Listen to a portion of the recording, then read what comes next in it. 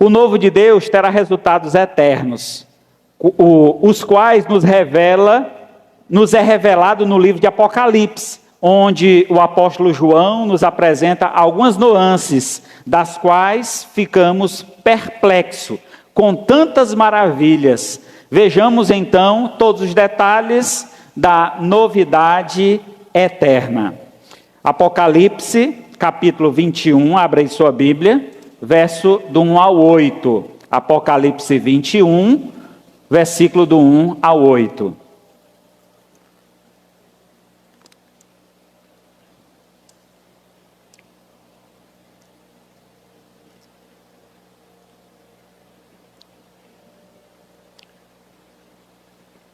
Novo céu e nova terra. Vi novo céu e nova terra, pois o primeiro céu e a primeira terra passaram. O mar já não existe. Vi também a cidade santa, a nova Jerusalém, que descia do céu da parte de Deus, ataviado como noiva, adornada para o seu esposo. Então ouvi grande voz vinda do trono, dizendo: Eis o tabernáculo de Deus com os homens, Deus habitará com eles. Eles serão o povo de Deus, e Deus mesmo estará com eles, e lhes enxugará dos olhos toda lágrima. A morte já não existirá, já não haverá luto, nem pranto, nem dor, porque as primeiras coisas passaram. E aquele que está sentado no trono disse: Eis que faço nova todas as coisas, e acrescentou: Escreve, porque estas palavras são fiéis e verdadeiras. Disse-me ainda: Tudo está feito. Eu sou o Alfa e o Ômega, o princípio e o fim. Eu, a quem tem sede, darei de graça da fonte da água da vida.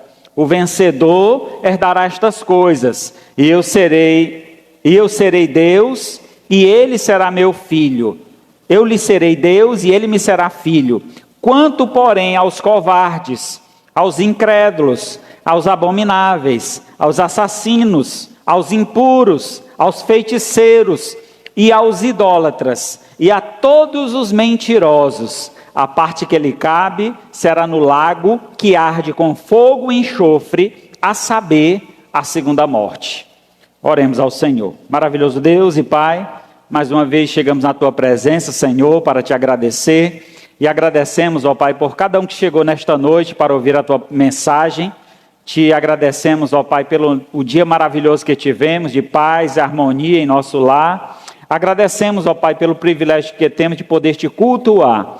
Ó Pai, eu Te peço também, venha abençoar, ó Pai, todos que estão nos assistindo através deste vídeo, que chegue aos mais longínquos lugares e corações, e que esta mensagem, ó Pai, faça morada em nossos corações, para que assim, ó Pai, possamos viver de acordo com a Tua santa vontade. Assim nós Te louvamos, agradecidos, em nome do Teu Filho amado Jesus, que vive e reina para todos sempre.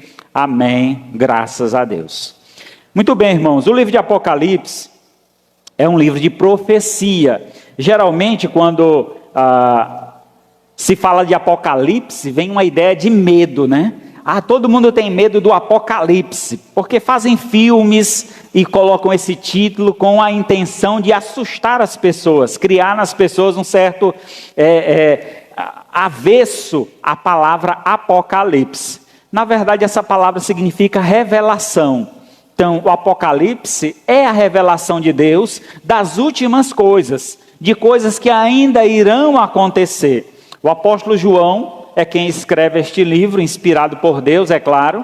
Ele estava preso em uma ilha, chamada Ilha de Patmos, era uma prisão. E naquele lugar, então, ele tem uma revelação. Deus o arrebata, não sei se em corpo ou apenas espiritualmente, mas ele tem uma visão nítida do céu.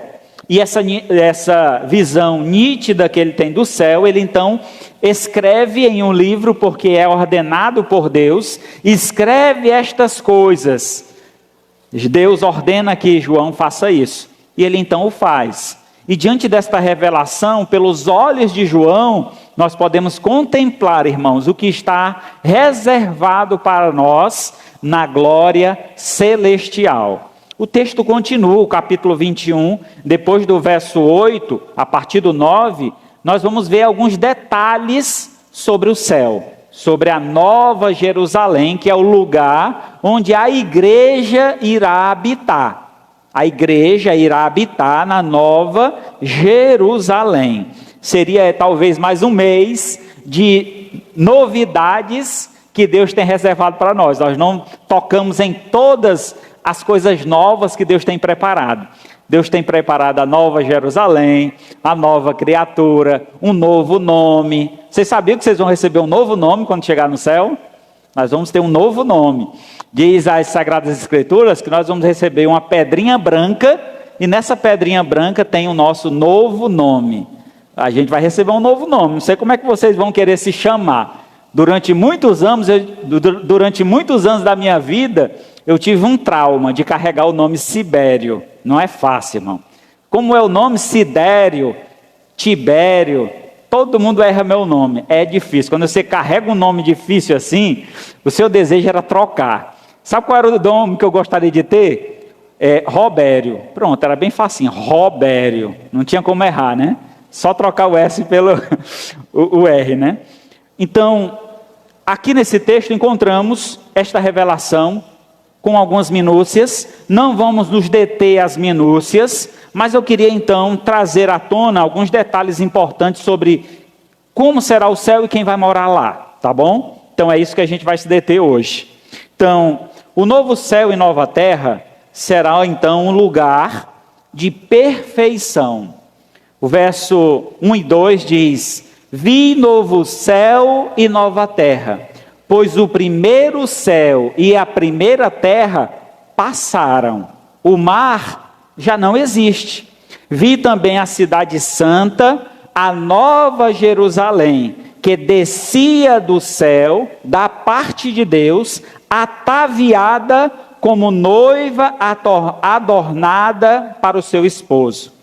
Aqui então a referência, ela se dá em dois aspectos bem distintos. Um é o lugar e outro um lugar mais específico. Então ele vai do todo para o específico. Ele fala primeiro de um novo céu e nova terra, um novo sistema solar, um novo sistema completo onde nós estaremos inseridos nele. Esse novo sistema, diz aqui o texto, que o mar não existe.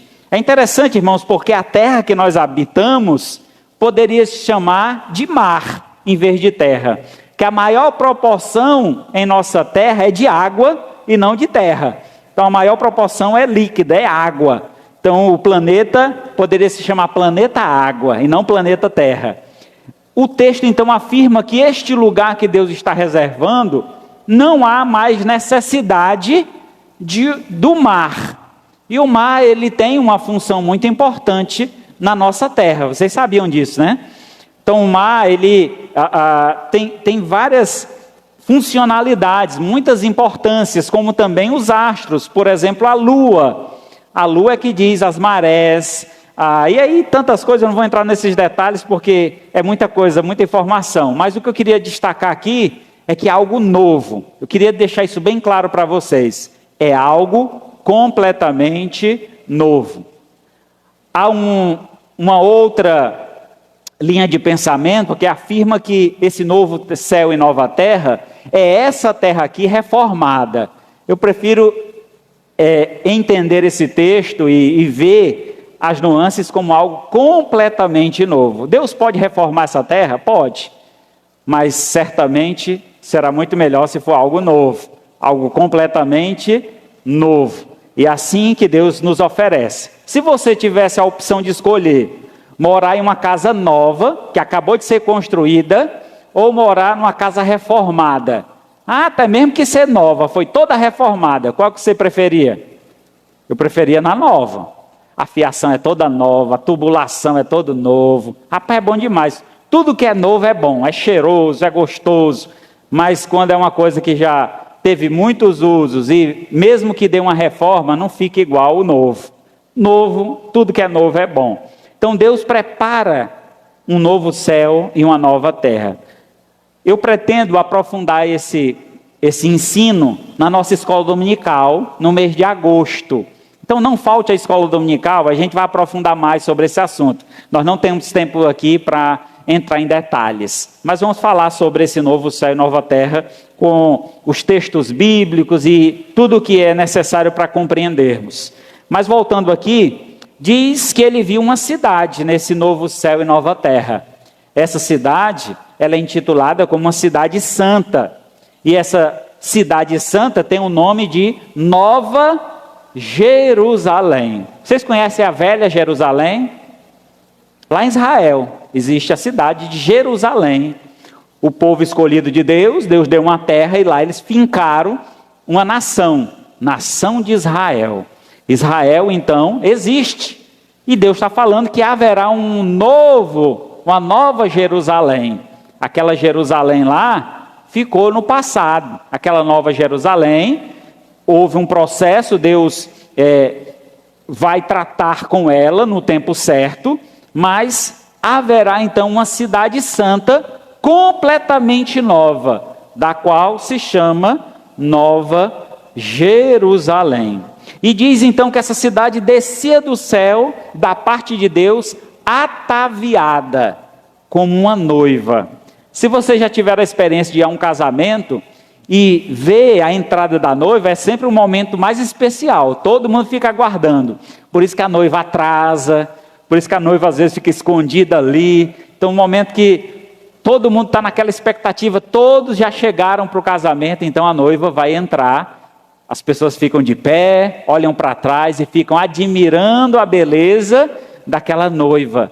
Aqui, a visão de João, essa mesma ideia de contemplar aquela criação de Deus e ver com um olhar de admiração, que coisa linda.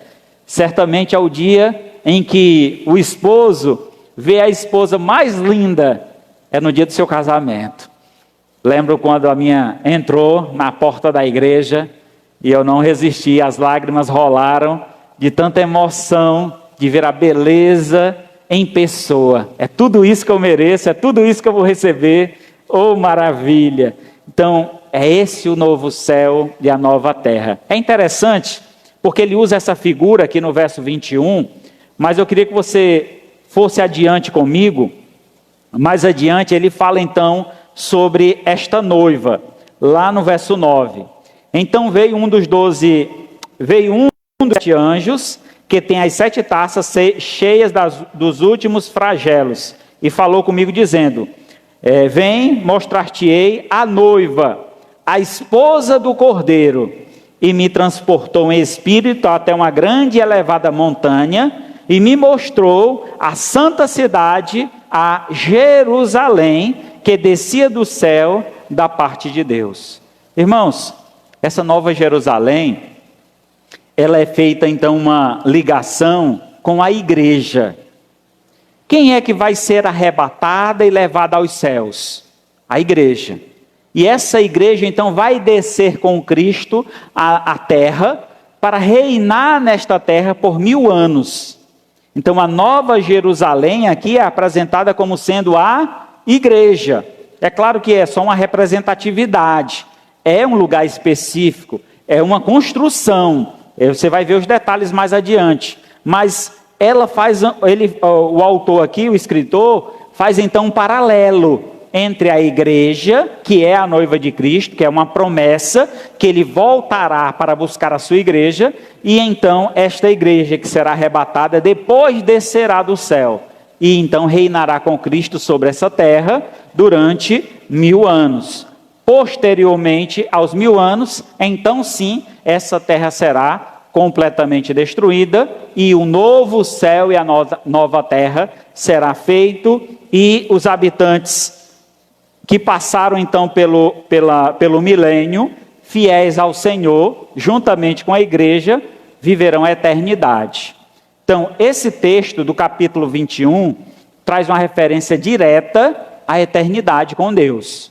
Esse é o grupo que passará a eternidade com Deus. Depois de todo o processo aqui nesta terra, os 7 anos de tribulação, o milênio, e então virá novo céu e nova terra. Então ele está passando por esse processo. Vocês lerem os versículos anteriores, os capítulos anteriores, vocês vão perceber claramente esse enredo de como ele está levando essa ideia. Então, falando de perfeição, ele apresenta primeiramente a perfeição da igreja, a perspectiva de que Deus espera encontrar uma noiva fiel a ele.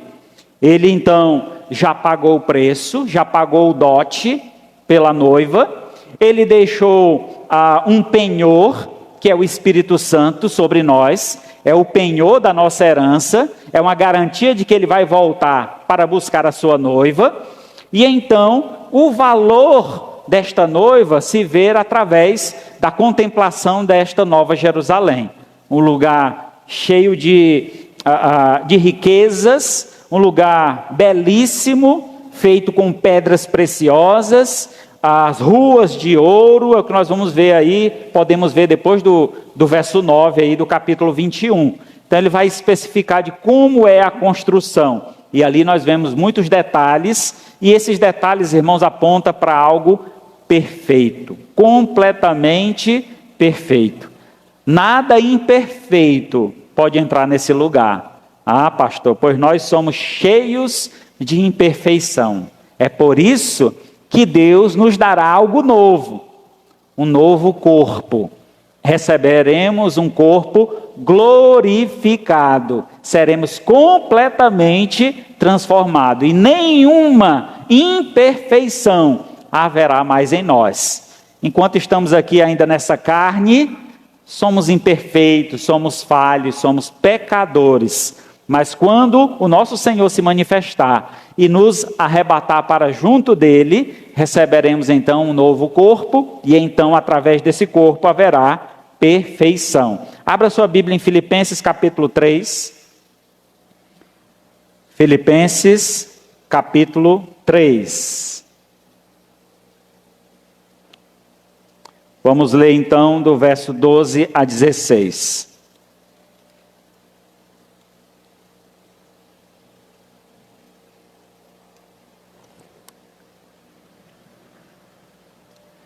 Não que eu tenha já recebido ou tenha já obtido a perfeição, mas prossigo para conquistar aquilo para o que também fui conquistado por Cristo Jesus. Irmãos, quanto a mim, não julgo ao vê-lo alcançado, mas uma coisa faço, esquecendo-me das coisas que para trás ficam e avançando para as que diante de mim estão, prossigo para o alvo, para o prêmio da soberana vocação de Deus em Cristo Jesus. Todos, pois, que somos perfeitos, tenhamos esse sentimento. E se porventura pensais de outro modo, também isso Deus vos esclarecerá. Todavia, andemos de acordo com o que já alcançamos. Paulo, então, escrevendo aos Filipenses, ele nos traz uma vocação, um chamado. Deus nos chamou para andar em perfeição. Isso quer dizer que nós não somos perfeitos, mas estamos em um processo de aperfeiçoamento. E esse processo se dá, primeiramente, irmãos, compreendendo a nossa função dentro do corpo. Eu sou a igreja de Cristo, ou eu faço parte da igreja de Cristo, eu sou um tijolinho nessa igreja. E eu preciso agir como tal, eu preciso viver como tal. É importante que nós tenhamos esta convicção. Sendo um salvo, devo andar como um salvo. Eu não alcancei a perfeição, mas eu prossigo em direção a ela. Eu não posso me conformar com este mundo, entrar na forma deste mundo. Ah, mas todo mundo erra, eu também posso errar. Não. O servo de Deus, ele tem um exemplo a seguir. Quem é o nosso exemplo? É Cristo. Por isso somos chamados de cristão, pequenos cristos. Exemplo, seguimos o exemplo de Cristo.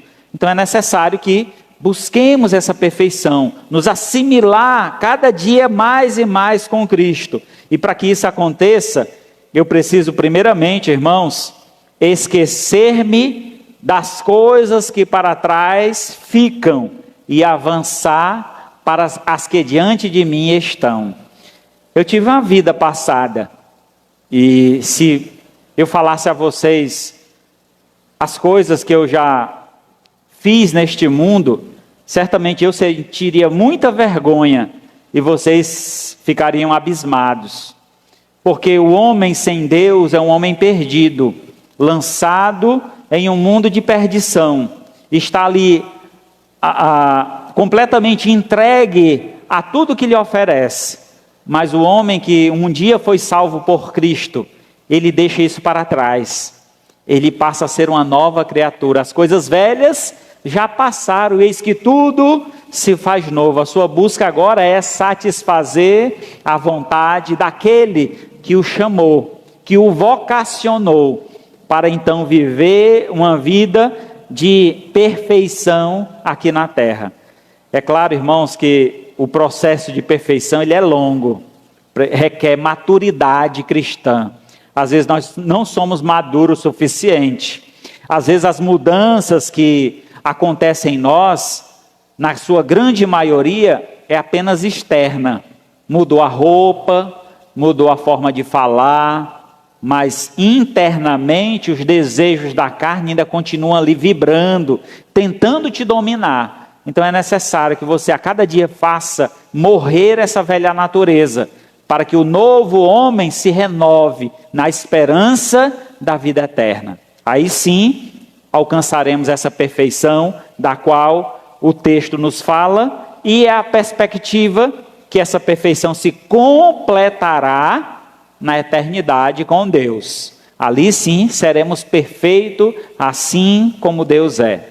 Então a perfeição tão buscada em todas as gerações da humanidade será completa e excelente somente na presença de Deus, na eternidade, onde seremos completamente aperfeiçoados em Cristo Jesus. Então que almejemos, irmãos, e trabalhemos para que esse processo se finde logo, que nós passemos então para este encontro com Deus e até lá estejamos nós neste processo de aperfeiçoamento, de maturidade cristã, para alcançarmos a estatura de Cristo. Foi para isso que nós fomos alcançados e nós devemos então alcançar essa estatura, chegar a ter a maturidade que Cristo teve. Em segundo lugar, o novo céu e a nova terra será um lugar de adoração. Versículo 3 lá de Apocalipse, volta lá, Apocalipse 21, verso 3. Então vi grande voz vinda do trono dizendo: eis o tabernáculo de Deus com os homens, Deus habitará com eles, eles serão o povo de Deus, e Deus mesmo estará com ele. Hoje nós temos uma alegria, em poder chegar na casa de Deus aos domingos e adorar ao Senhor, apresentar ao Senhor os nossos louvores. A Bíblia diz: todo ser que respira, louve ao Senhor. Mas é interessante, irmãos, que isso só existe, nós só temos esse acesso a Deus, porque o próprio Deus enviou o seu Filho, que também é Deus, a vir a este mundo e habitar juntamente conosco. Vamos lá para João, capítulo 1, Evangelho de João.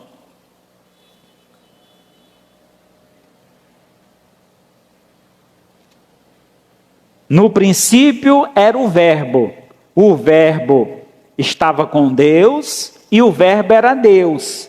Ele estava no princípio com Deus, todas as coisas foram feitas por intermédio dele, e sem ele nada do que foi feito se fez. A vida estava nele e a vida é a luz dos homens. A luz resplandece nas trevas e as trevas não prevalecerão contra ela. Verso 14, capítulo 1 de João, versículo 14. E o Verbo se fez carne e habitou entre nós, cheio de graça e de verdade, e vimos a sua glória, glória como do unigênito do Pai. Podemos adorar a Deus porque Deus se chegou até nós. Ele tabernaculou conosco. Esse termo tabernáculo representa o lugar de habitação de Deus, um lugar que representa a pessoa de Deus. No Antigo Testamento, Deus ordena a Moisés que construa um tabernáculo.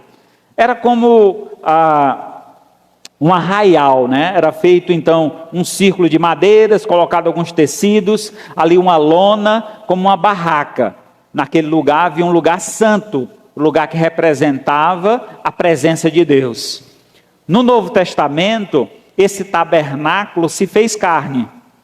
O próprio Cristo, o Verbo de Deus, a palavra, ele veio habitar conosco. Então nós tivemos neste mundo o privilégio de Deus habitar entre nós. Agora é interessante, né? Porque Deus, um ser tão grande, tão supremo, que não pode ser contido, nada pode conter Deus. Mas ele se limitou à estrutura humana, habitando em um corpo humano, para que nós pudéssemos ter a oportunidade de adorá-lo face a face. E essa adoração, irmãos, acontecerá por completo, porque o que nós tivemos aqui foi só um lance, né? Só uma oportunidade, mas lá no céu será completo. Nós adoraremos o Pai diretamente, face a face. Cantaremos ao Senhor, adoraremos, ouviremos o seu ensino direto de sua boca. Não haverá mais nenhum intérprete, não haverá mais nenhum interlocutor. Muito pelo contrário, o próprio Deus nos ensinará. Nós ouviremos diretamente da sua boca as palavras. Essa é a verdadeira adoração. Então, o novo céu e a nova terra é um lugar de plena e perfeita adoração.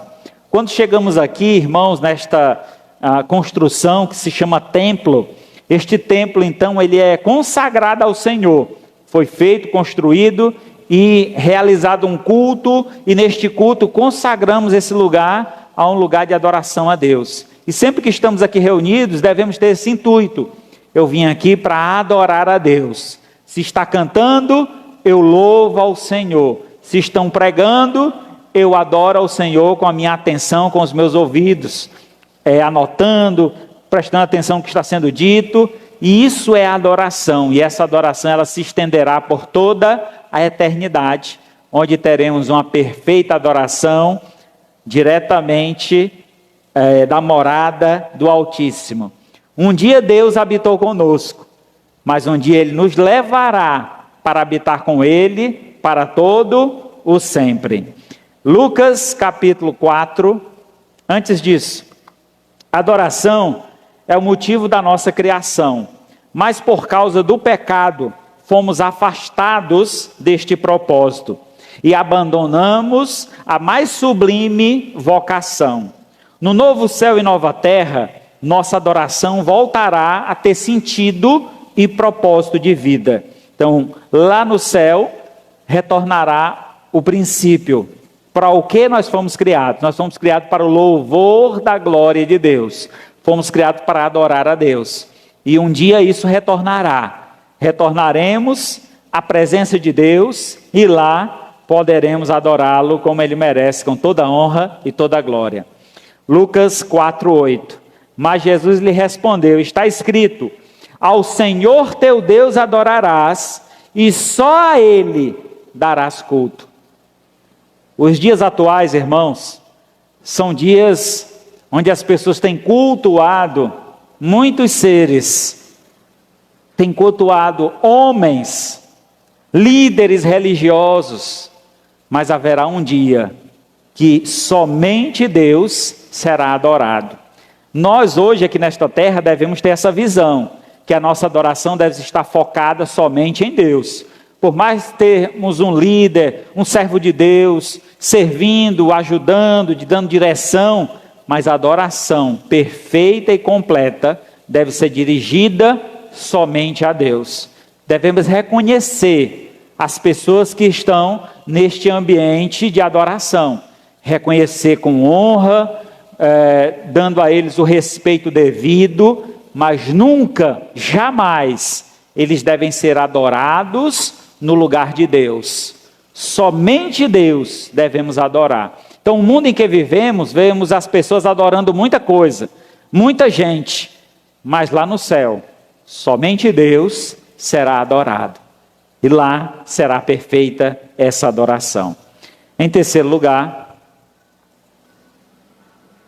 o novo céu e a nova terra será um lugar de revitalização. Revitalização, verso 4 e 5. E lhes enxugará dos olhos toda lágrima. A morte já não existirá. Já não haverá luto, nem pranto, nem dor, porque as primeiras coisas passaram. E aquele que está sentado no trono disse: eis que faço nova todas as coisas. E acrescentou: escreve, porque estas palavras são fiéis e verdadeiras. A revitalização, irmãos, ela se dá na transformação completa do homem. Hoje, nós ainda estamos neste mundo, estamos sendo diariamente ou constantemente assediados ainda pelo pecado. Por mais que tenhamos já o perdão de Deus, por mais que já tenhamos garantida a vitória sobre o pecado final, mas ainda assim estamos sujeitos ao pecado. O crente jamais deve se acomodar e dizer: já que eu sou pecador, eu vou viver no pecado. Não. O salvo, ele luta contra o pecado. E a luta é constante. Ele não vai deixar de ser assediado. Constantemente seremos assediados. Mas o nosso esforço é para vencer o pecado juntamente com Cristo, através da palavra de Deus. Mas haverá um momento que haverá uma reestruturação completa. Como nós vamos receber não um corpo transformado, mas um corpo novo, que será um corpo glorificado, logo o pecado não terá poder sobre esse corpo, porque esse corpo não é mais um corpo terreno, é um corpo diferente do corpo que nós conhecemos hoje.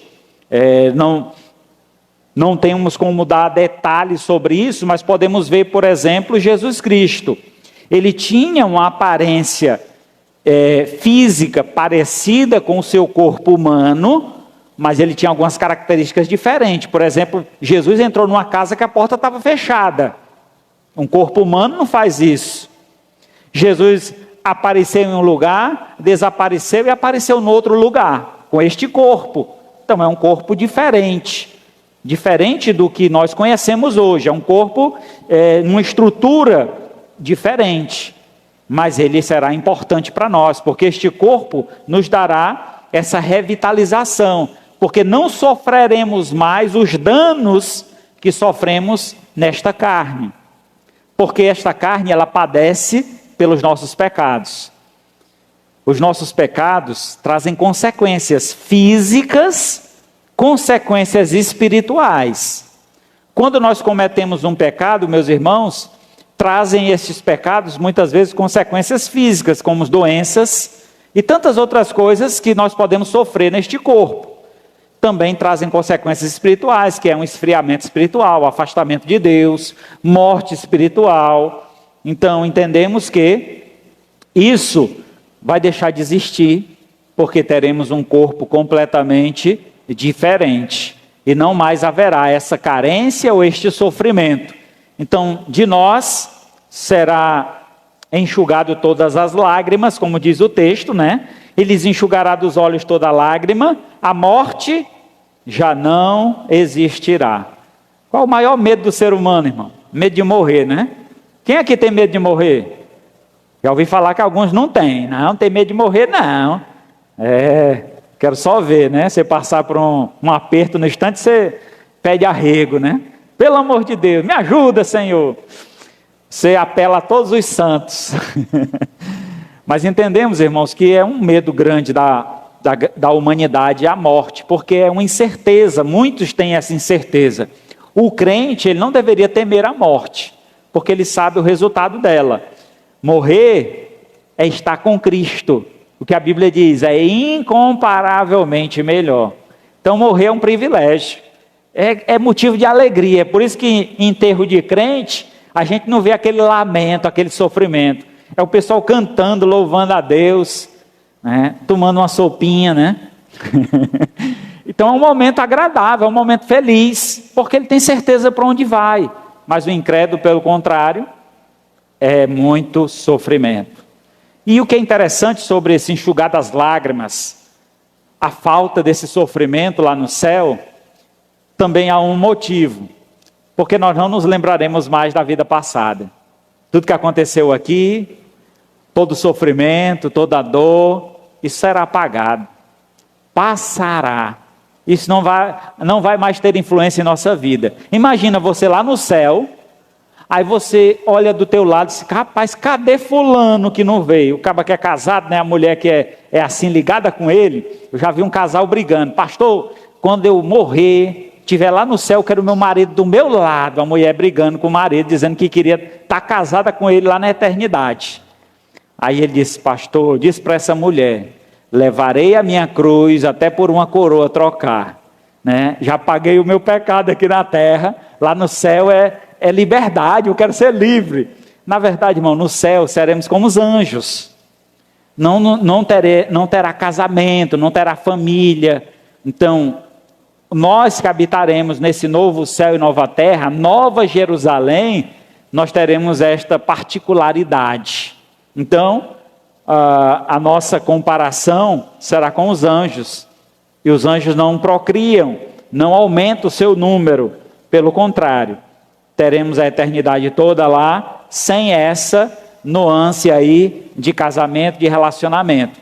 É claro que há muitos casamentos maravilhosos, perfeitos, mas que se findará com a morte, como a Bíblia mesmo diz. Estão casados até que a morte vos separe. Então pronto, até ali foi o casamento. A partir dali é uma nova estrutura, é um novo processo, é uma nova vida. A revitalização do cristão no novo céu e nova terra será a completa restauração do estado de pecado, dor, sofrimento, aflição e culpa.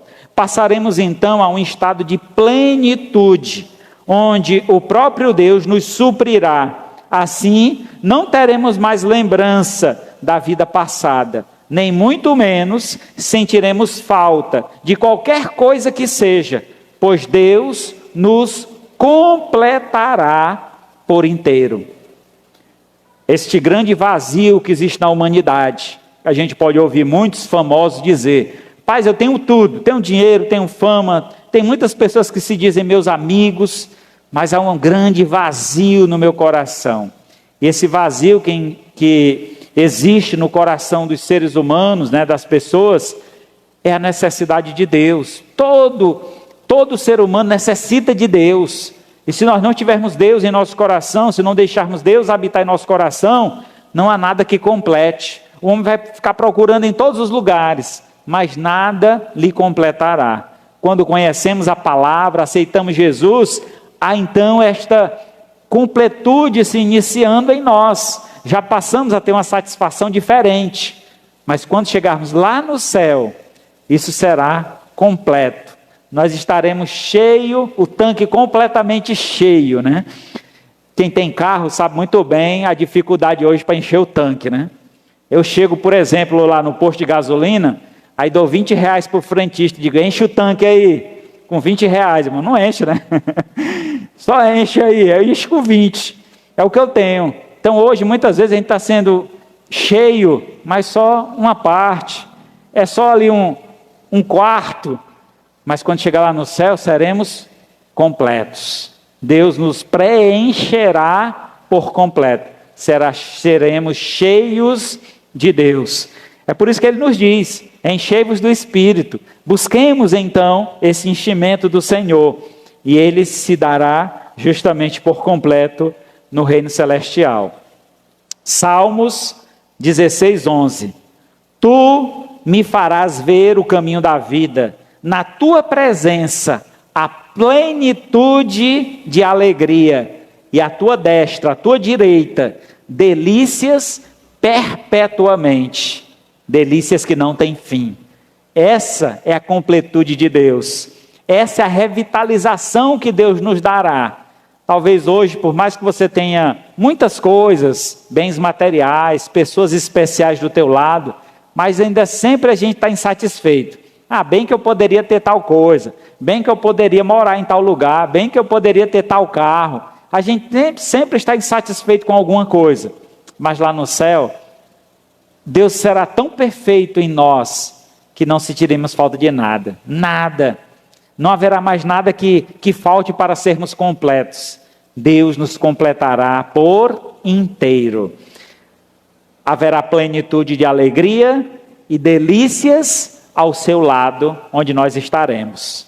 Em quarto lugar, o novo céu e nova terra será um lugar de consumação. Versos 6 e 7. Disse-me ainda: tudo está feito. Eu sou o alfa e o ômega, o princípio e o fim. Eu, a quem tem sede, darei de graça, da fonte da água da vida. O vencedor herdará estas coisas, e eu lhe serei Deus, e ele me será filho.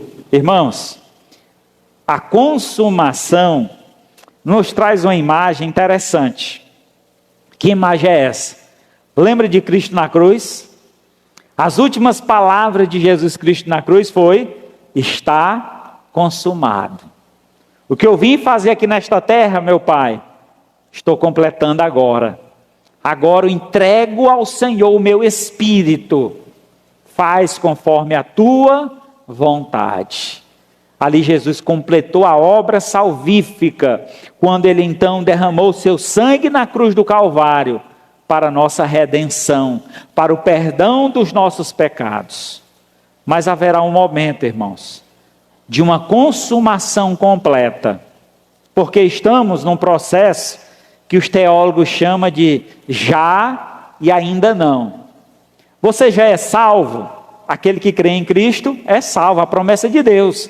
Você está salvo, mas a salvação ela se completará na eternidade, quando não mais tivermos esse corpo, quando já não mais tivermos nenhum risco de sermos desviados da fé, e lá completamente no reino dos céus, seremos perfeitos assim como Deus é, santo assim como Deus é, e assim a obra de salvação será completa.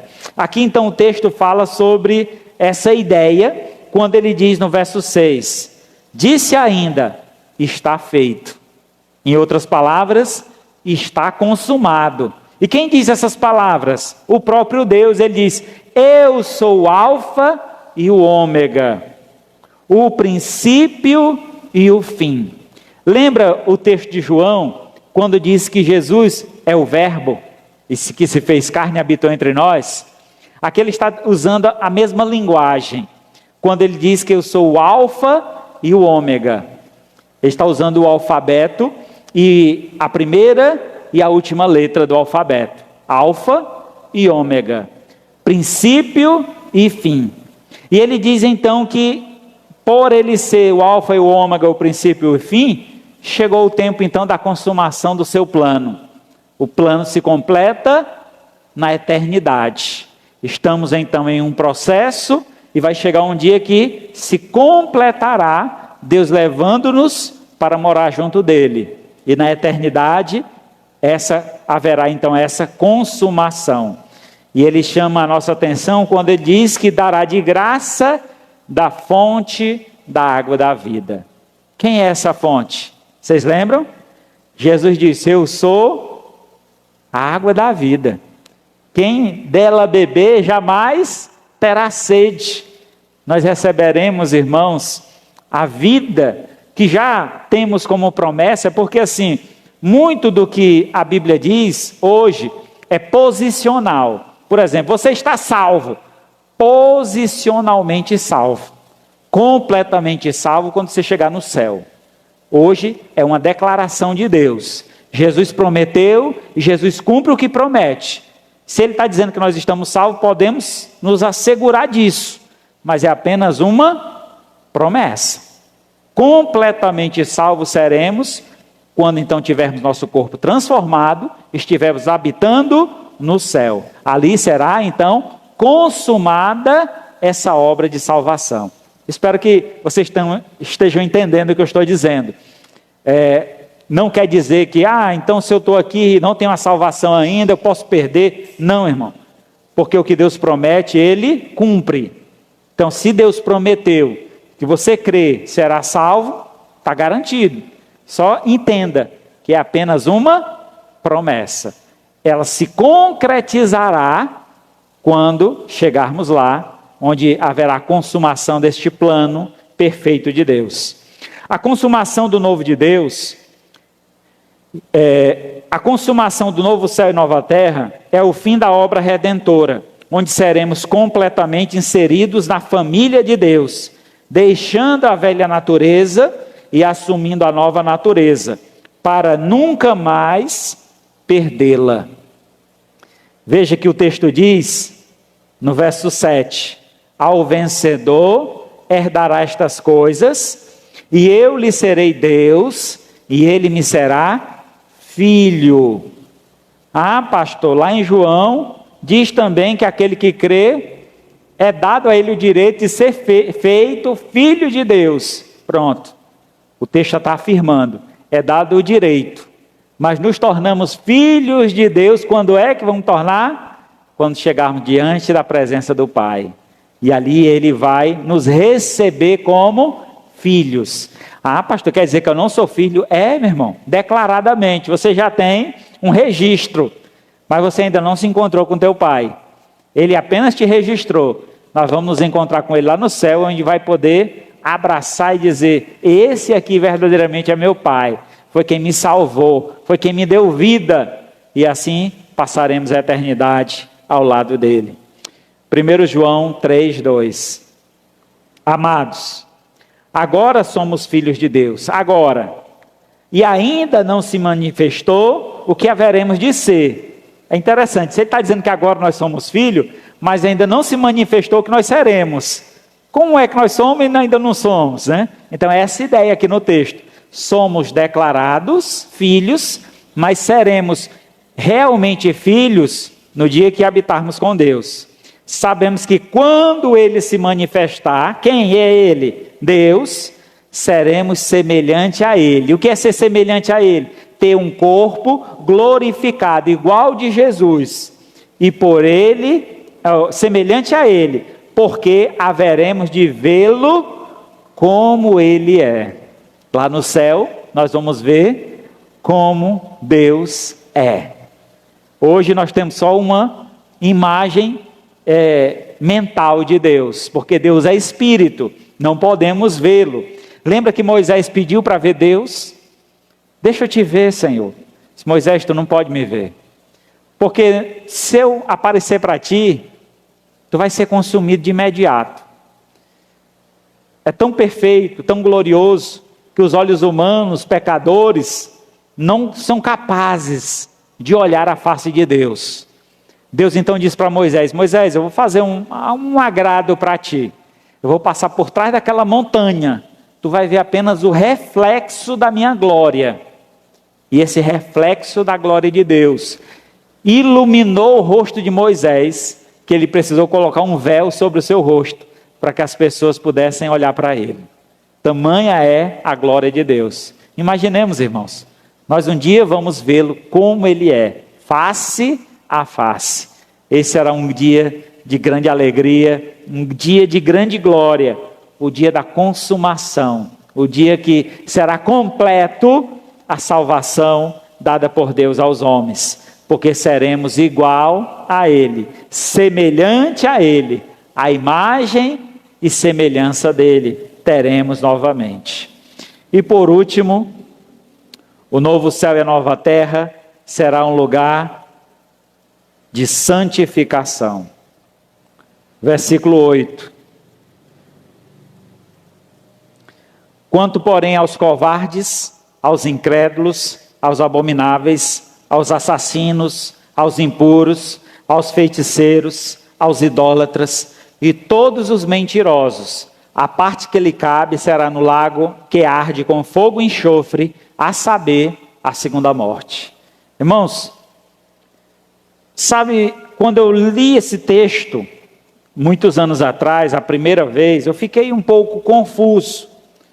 Deus está falando aqui de perfeição, de coisa boa. Aí, de uma hora para outra, ele entra com um texto de pessoas que são desprezíveis. O que é que ele quer dizer com isso? Por que que essas pessoas foram inseridas nesse texto que está falando de perfeição? Desse texto que está falando de grandiosidade, de completude, de consumação. Esse texto, então, irmãos, está inserido aqui justamente para nos mostrar a misericórdia de Deus, até com aqueles que serão punidos. Nós cremos em um Deus que ele é fiel, é um Deus que é justo, um Deus que é amoroso, mas um Deus também, irmãos, que é misericordioso.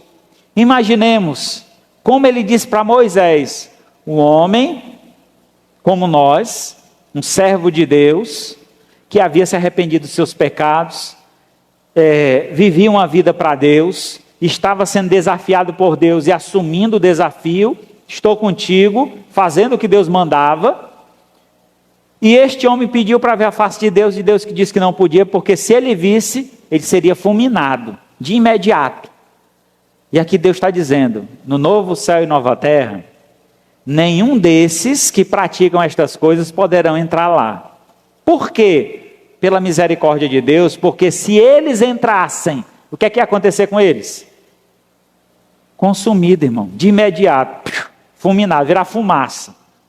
Deixariam de existir completamente. Talvez seria até uma graça, né? Ao invés de passar a eternidade sofrendo no lago de fogo, eles teriam acabar tudo, aniquilar tudo. Mas Deus, ele é justo.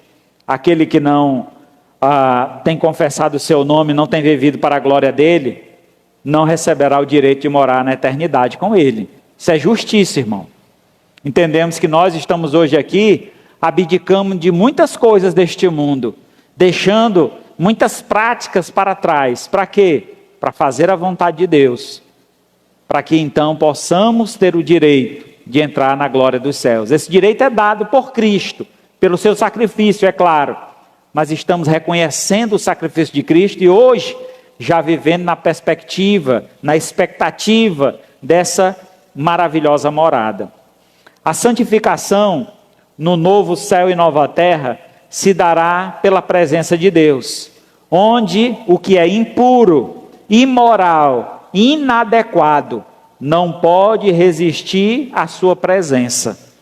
Se por acaso tivesse esse acesso, seria consumido de imediato, pois a presença de Deus, nenhum mal resiste. Então, se você, que se diz crente, tem vivido uma vida ainda nestas práticas que aqui foram declaradas, e eu vou citar novamente, que é os covardes, aquele que não assume um compromisso com Deus, é um crente 007, ninguém sabe que ele é crente, é só ele e Deus. Irmão, declare a sua fé. Sou um crente, graças a Deus, louvado seja Deus. Cada vez que alguém disser, você é crente, eu digo, louvado seja Deus, amém, graças a Deus. Os covardes não vão ter esse direito. Os incrédulos, a palavra de Deus dizendo que é assim, você, rapaz, será que é assim mesmo? Eu acho que é meio difícil. Você nunca acredita na palavra de Deus, sempre está colocando desconfiança. Esses não têm o direito. Os abomináveis, aqueles que fazem coisas terríveis, tristes.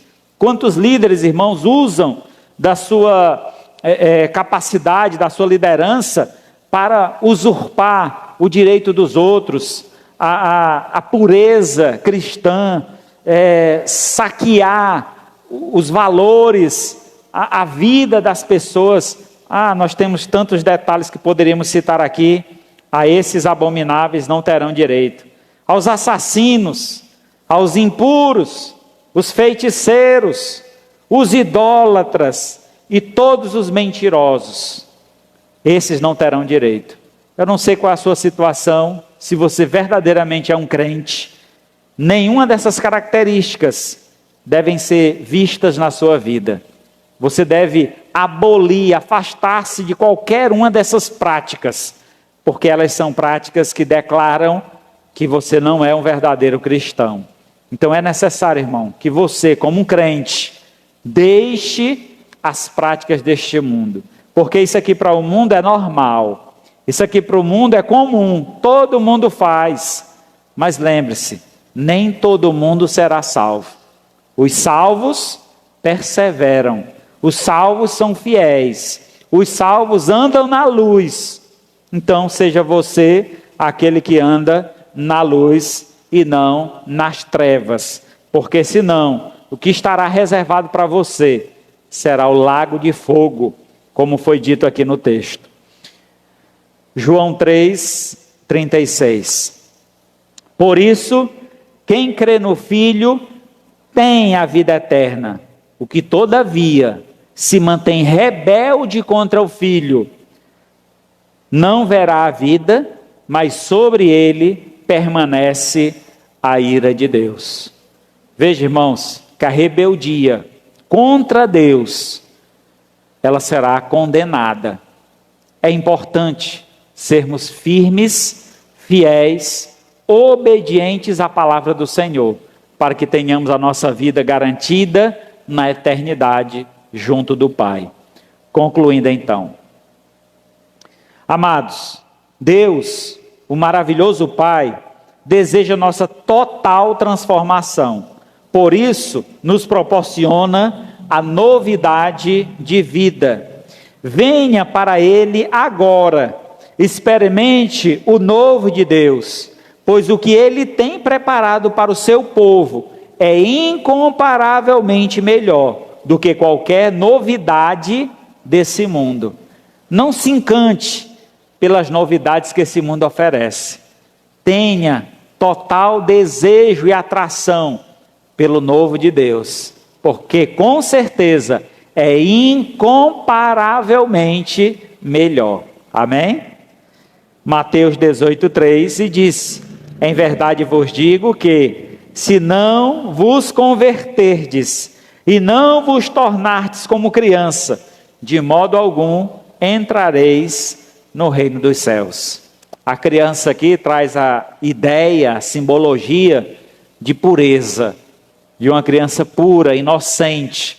Assim nós devemos buscar esta pureza e inocência através da palavra de Deus, para que então tenhamos o acesso ao reino celestial. Amém. Louvado seja Deus.